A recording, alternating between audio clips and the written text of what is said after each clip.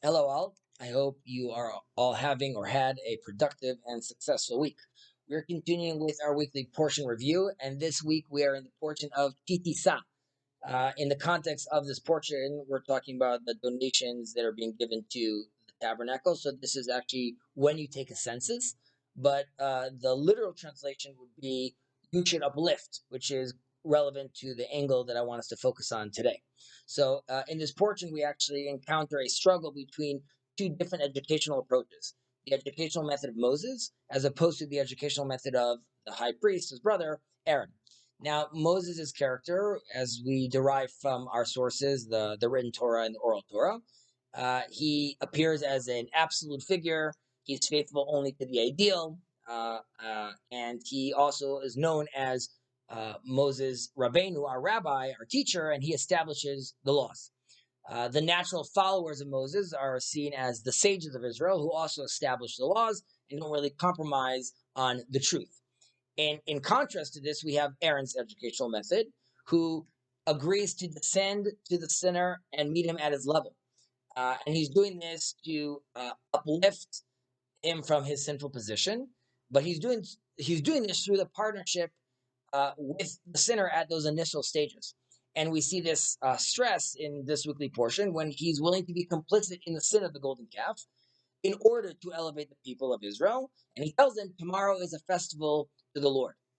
Now, this method of Aaron is actually a method of the prophets, where the halacha, the Jewish law, grants them the authority to make or issue a temporary ruling, a hora'at sha'ah.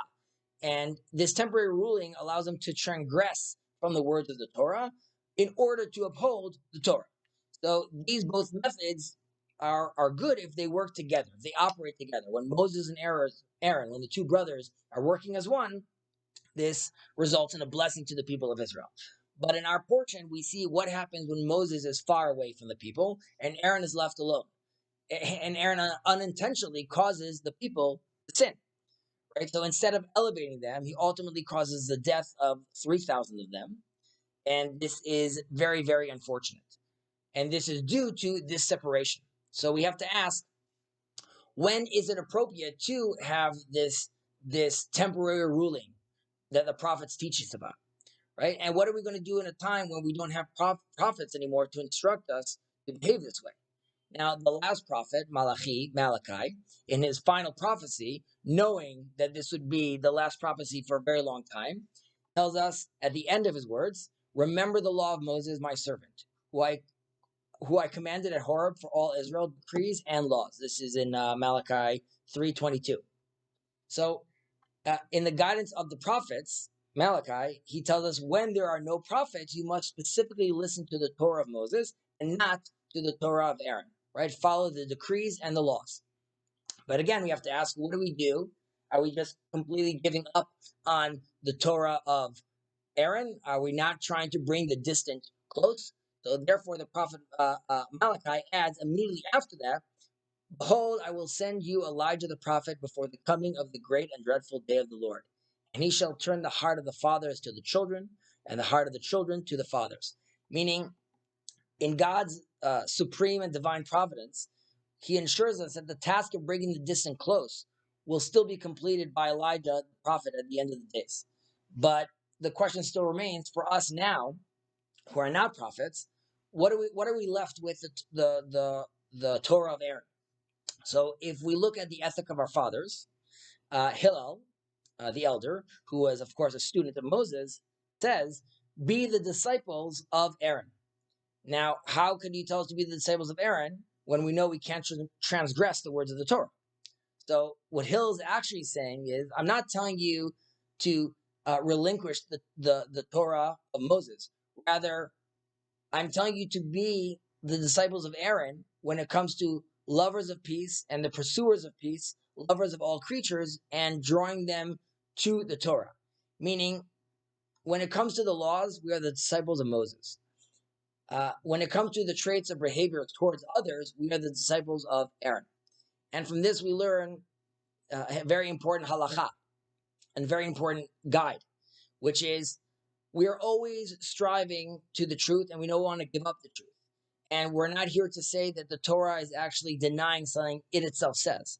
Rather, we need to be very careful on maintaining derech eretz, the way of the land, which means the undergirding moral behavior in our application of those words of the Torah and in our transmission of the words of the Torah to other people. In the Talmud, we're told about the famous Rabbi Akiva, who's upset at the rabbis of Israel. And according to the interpretation of the Talmud, he's upset because while these rabbis teach proper halachic behavior, they themselves are not conveying it through the moral channels of the way of the land.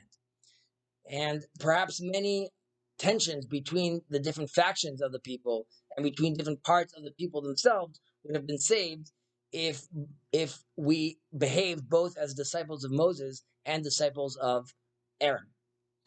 In today's day and age, there's a sense where we want to stick to what we know, to our ancient texts, to our beliefs, to our dogmas, and they keep us safe. And there's much to that.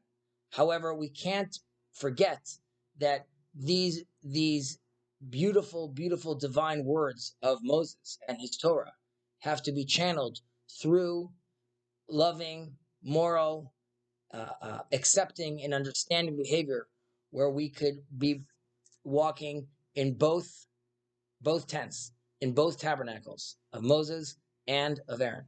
I wish you a Shabbat Shalom. Take care.